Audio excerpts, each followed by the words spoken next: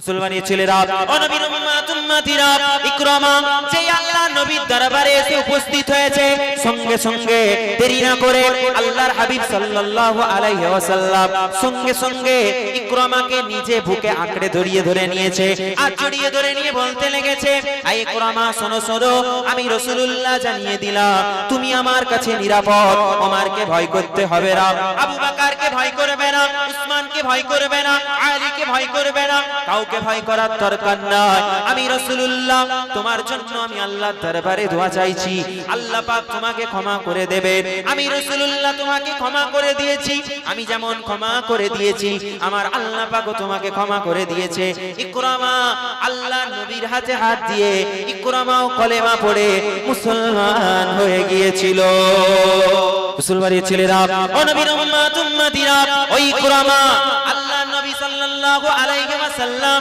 ইন্তেকাল করে যাওয়ার পরেতে ওমর ইবনুল খাত্তাবের জামানা ওমর ইবনুল খাত্তাবের খেলাফতের সময়তে খালিদ ইবনে ওয়ালিদ রাদিয়াল্লাহু তাআলা আনহু আল্লাহর নবী সাল্লাল্লাহু আলাইহি ওয়াসাল্লামের প্রাণপ্রিয় সাহাবী ওমর ইবনুল খাত্তাবের একজন সহকর্মী ছিলেন সেই খালিদ ইবনে ওয়ালিদ আর ওমর ফারুকের জামানাতে রোম থেকে রোমান বাহিনীরা মুসলমানদের উপর আক্রমণ করবে বলে তারা বেরিয়ে গেছে তারা রওনা দিয়েছে আর রওনা দেওয়ার পরেতে এইদিকে মক্কা এদিকে মদিনার জমিনে ওমর ইবনুল খাত্তাব খবর পেয়ে গেছে রোমান বাহিনীরা আসছে তারা মুসলমানদের উপরে অত্যাচার করবে মুসলমানদেরকে শাসন করবে তারা মুসলমানদের থেকে ক্ষমতা ছিনিয়ে নেবে এই খবর পাওয়ার সাথে সাথে সঙ্গে সঙ্গে ওমর ইবনুল খাত্তাব বলতে লাগলেন এই খালিদ ইবনে ওয়ালিদ যাও চলে যাও আমি ওমর ইবনুল খাত্তাব হুকুম করলাম তাড়াতাড়ি করে গিয়ে তুমি কিছু সৈন্য সংখ্যা নিয়ে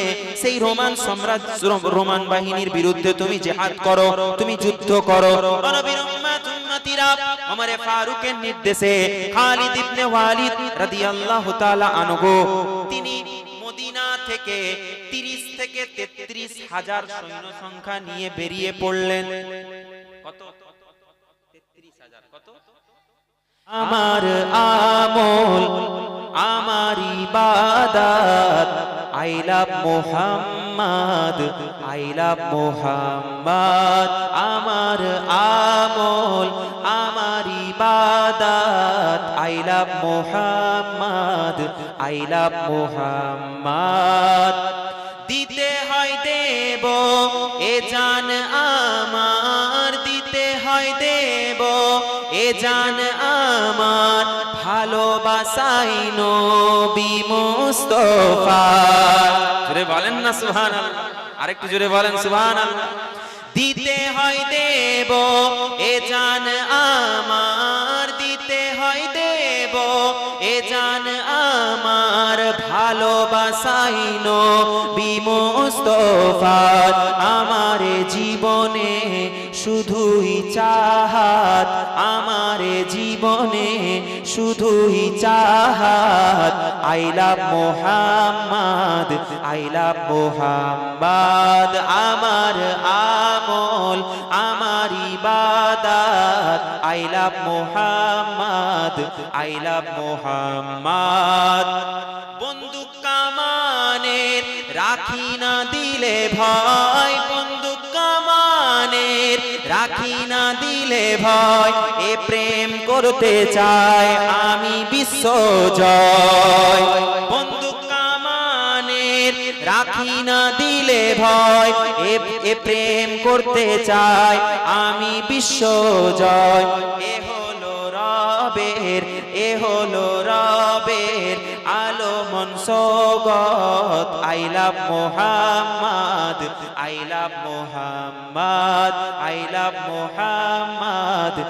লাভ মুহাম্মদ আমার আমল আমার ইবাদত আই লাভ মুহাম্মদ এই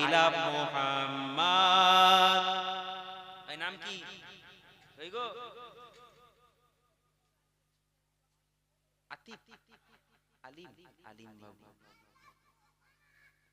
আলিম ভাইয়ে প্রেমে রাখে ভরসা রাখেন না ভালোবাসেন তো নবীকে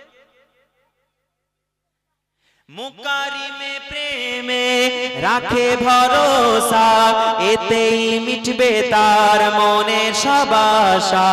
রয়েছে কুদরতের আশা রহমত। I love Muhammad, I love Muhammad. আমার আমল আমার ইবাদত। I love Muhammad, I love Muhammad. আমার আমল আমার ইবাদত। I love Muhammad, I love Muhammad. আল্লাহুম্মা সাল্লি আলা মুসলমানের ছেলেরা, নবীর উম্মতিরা, সকাল হলো, জিহাদ শুরু হয়েছে। জিহাদ করছে হযরতে খালিদ ইবনে ওয়ালিদের নেতৃত্বে যুদ্ধ হচ্ছে মুসলমানদের পক্ষে। ৩৩,০০০ মাত্র সৈন্য সংখ্যা, সেই আল্লাহর বীর সৈন্যরা সেই কাফেরদের বিরুদ্ধে জিহাদ করছে। কিছুক্ষণ পরে দেখা গেল অগণিত মুসলমান যুবক তারা তাদের প্রাণ হারিয়েছে, তারা শাহাদাত বরণ করেছে, তারা মৃত্যু বরণ করেছে। নবীর উম্মতিরা আস্তে আস্তে যখন মুসলমানদের উপরে তারা অস্ত্র চালায়, যখন মুসলমানদেরকে শেষ করে দেয়, যখন মুসলমানদেরকে শহীদ করে দেয়, এইদিকে ইকরামা মদিনার যুবকদেরকে বলতে লাগে, এই মদিনার যুবকেরা, এই মক্কার যুবকেরা, আসো আসো আমার সঙ্গে, বেশি নয় 400 জন যুবক, আসো আমার সঙ্গে, আমি ওই কাফেরদের বিরুদ্ধে জিহাদ করব। আমি তোমাদের নেতা হবে, আমার পক্ষপাতিত্ব নিয়ে আমার সঙ্গে চলো, সেই রোমানদের বিরুদ্ধে আমরা জিহাদ করব। আমার বেশি লোকের দরকার নেই, মোট 400 জন আছে। ইকরামা যেই বলেছে, ইকরামার পক্ষে 400 জন যুবক দাঁড়িয়ে গেছে। খালিদ ইবনে ওয়ালিদ দেখছে ইকরামা ঝাঁপিয়ে পড়েছে সেই রোমান সৈন্যদের উপরে। আপনারা দাঁড়িয়ে আছেন কেন? এই যে ছেলে, কোথায় গো? ওই ছেলেগুলো পর্দার তুলে কি দেখছো? এখানে আছে এই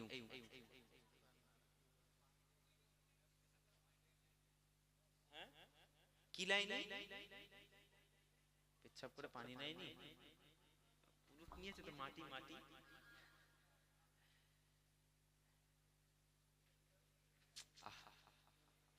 এখানে এত খারাপ অবস্থা, এখনো মানুষকে শিখাতে হবে যে প্রস্রাব করে পানি নিতে হয়। এ তো আজকের সায়েন্স বলছে রে বাবা।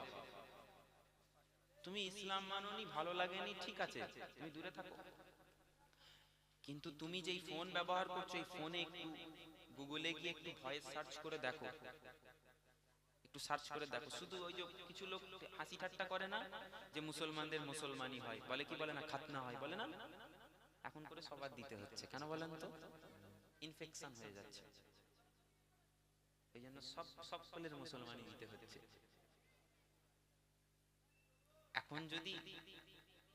এখন যদি ধরেন আমার বয়স 65 বছর, কত বছর বললাম? 65 বছর। এখন আমি ধরেন অমুসলিম থেকে মুসলিম হলাম, কে হাজাম আছে আমি বুড়া বয়সে আমার মুসলমানি দিবে? আছে? সেই মানুষটা যে মুসলমান হলো, আল্লাহ তো তার পূর্বের গুনাহ মাফ করলো, কথা ঠিক না ভুল? কারণ সে কলমা পড়লো, সে তওবা পড়েছে, মুসলমান হয়েছে, কলমা পড়েছে, সব গুনাহ মাফ। এখন মুসলমানিটা কে দিবে? উত্তরটা দেন। হাফেজ সাহেব ভাই দিবে? সব ভাই হাসছেন। ইসলাম নলেজে ভরা, জ্ঞানে ভরা ইসলাম। ইসলাম এমনি শান্তির ধর্ম নয়। আমরা কি করি? আল্লাহর বিরুদ্ধে গাল দিয়ে দিয়েছেন, মারো ওকে, ধরে আন মারো। দরকার নেই। আল্লাহ একটা পরিপূর্ণ দিন আমাদেরকে দিয়েছেন, আল্লাহ একটা বিচারের দিন বানিয়েছেন না বানায়নি? তাহলে সেই বিচারের দিনেতে বিচার আল্লাহ করবে। আজকে তুমি বড় নেতা হয়ে গেছো, তোমার নাম, তুমি একজন মুসলমান, নামধারী মুসলমান, তুমি মুসলমান হয়ে অপর মুসলমান ভাইকে মার খাওয়াচ্ছ। কেন? শুধু নিজের গদি বাঁচানোর জন্য। আজকে তুমি মসজিদের পক্ষে নেই, আজকে তুমি মাদ্রাসার পক্ষে নেই, আজকে তুমি ওয়াকাফের পক্ষে নেই। এই ওয়াকাফ আমাদের সম্পত্তি, আমার বাপের সম্পত্তি, আমার দাদুর সম্পত্তি। ভাঙড়ের মুসলমান এমনও মুসলমান আছে যেই মুসলমান 70 বছর 80 বছর নয় 200 বছর আগেকার দলিল দেখিয়ে দিবে, আছে না নাই? মুসলমানদেরকে খালি ভয় দেখায়, বন্দুক দেখিয়ে বলে তাড়িয়ে দেবো সবকে, বাবার দেশ পেয়েছো নাকি?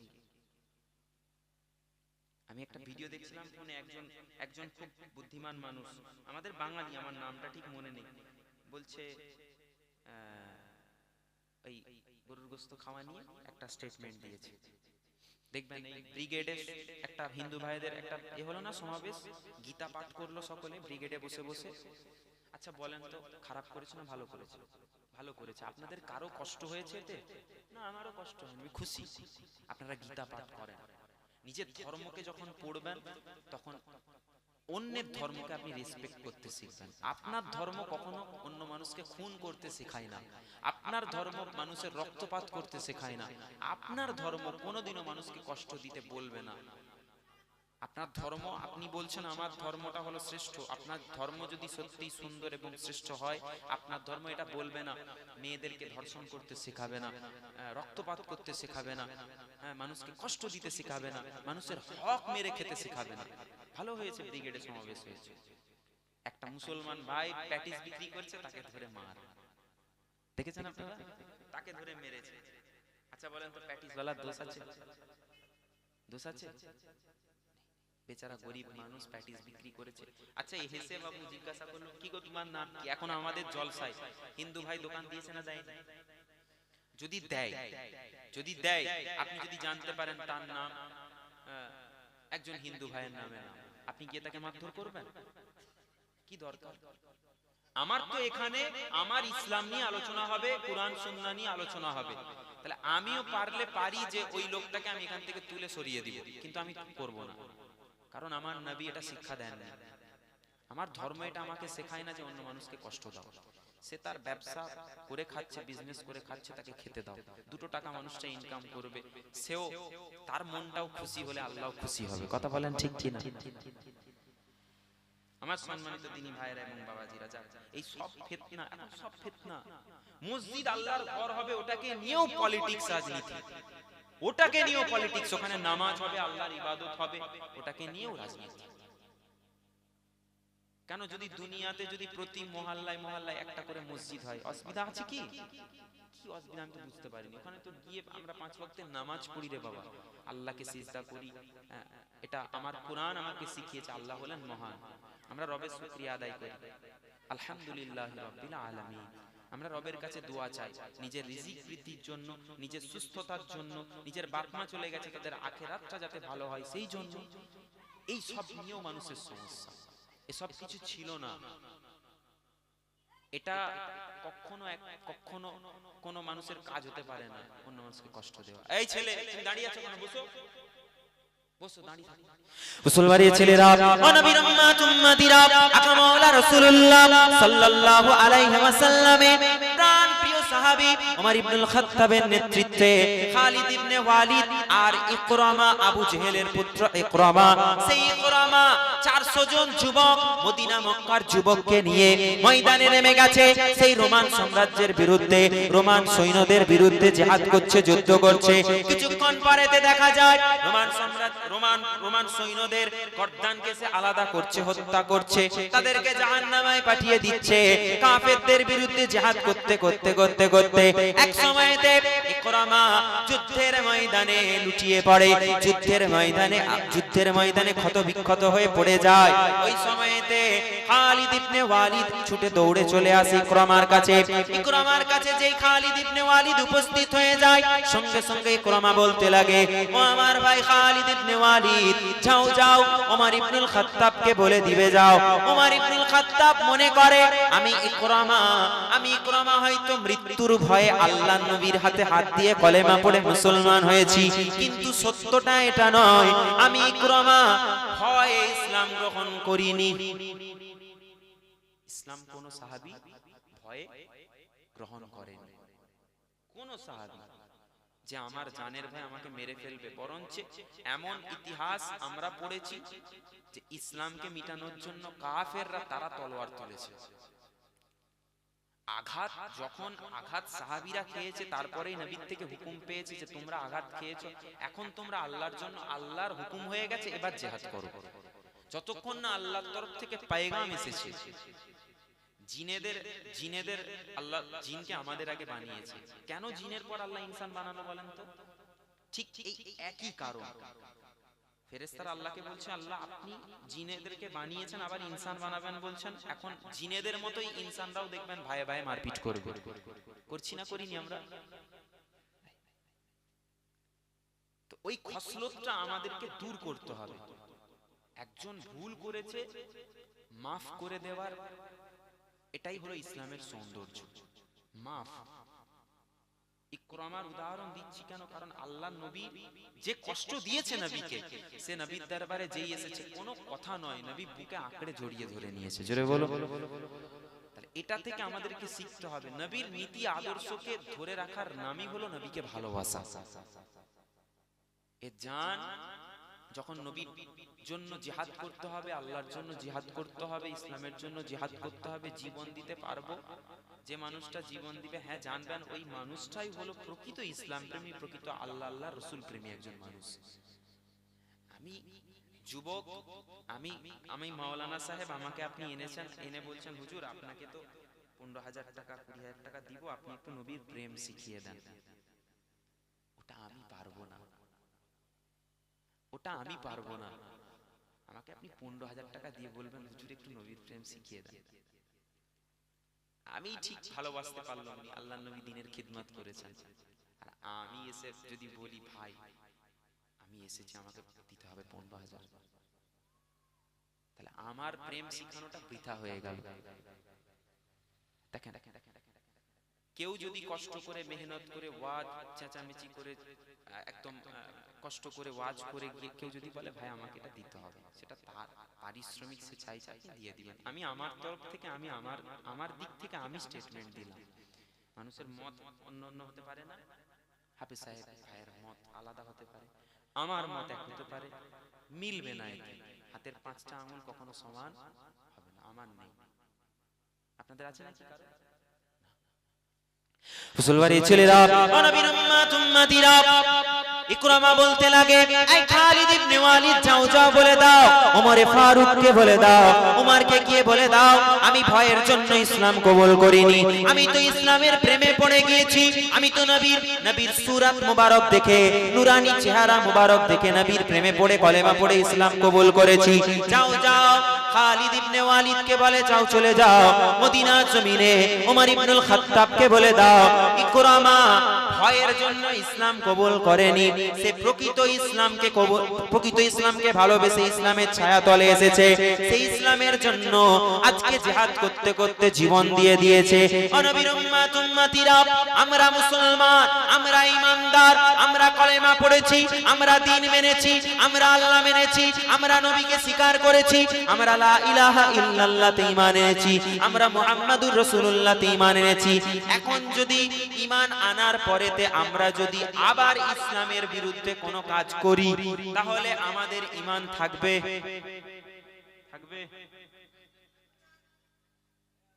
কখনো থাকবে না।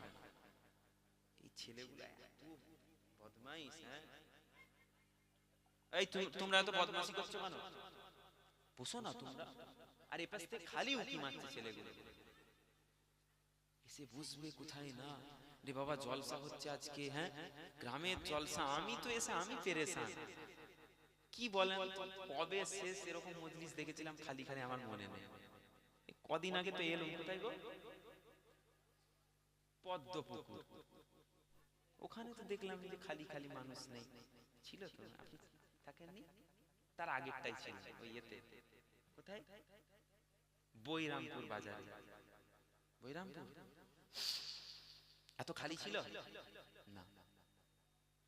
মুসলমানের ছেলেরা, নবীর উম্মত উম্মতিরা, যেমন করে কলেমা পড়েছি লা ইলাহা ইল্লাল্লাহ মুহাম্মাদুর রাসূলুল্লাহ, ঠিক তেমন করে কলেমা যখন পড়েছি, ঈমানদার দাবি করেছি, ঈমানদারের মতো কাজ করতে হবে।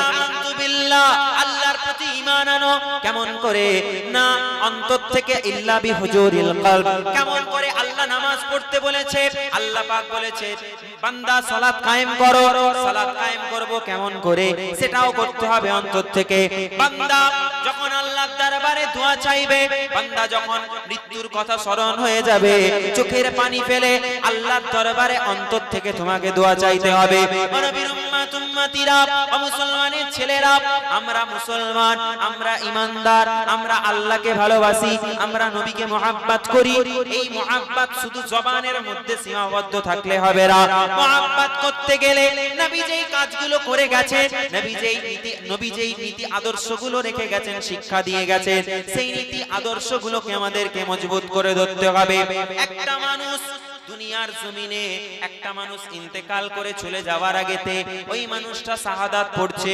ওই মানুষটা তওবা করছে আপনি জেনে নেবেন ওই মানুষটা আল্লাহর দরবারে কবুল হয়ে গেছে ও মুসলমান নিজের জীবনধারাকে পরিবর্তন করো নিজের জবানকে হেফাজত করো ও মুসলমান যেমন করে তুমি কলেমা পড়েছো যেমন করে বলেছো সাক্ষ্য দিয়েছো আমানতু বিল্লাহ আমি আল্লাহর প্রতি ঈমান আনলাম আমি ফেরেশতাদের প্রতি ঈমান আনলাম আমি কিতাবের প্রতি ঈমান আনলাম আমি নবী রাসূলদের প্রতি ঈমান আনলাম আমি ওয়াল ইয়াউমিল আখিরি আখিরাতের প্রতি আমি ঈমান আনলাম ঠিক তেমন করে তোমাকে এটাও বিশ্বাস করতে হবে যে আল্লাহ পাক হলেন রুজির মালিক কোন নেতা কোন মন্ত্রী কোন লাট সাহেবের পরোয়া করলে চলবে না চলবে আপনারা করেন তাহলে রাস্তাটা নিজেরাই বাগি নেন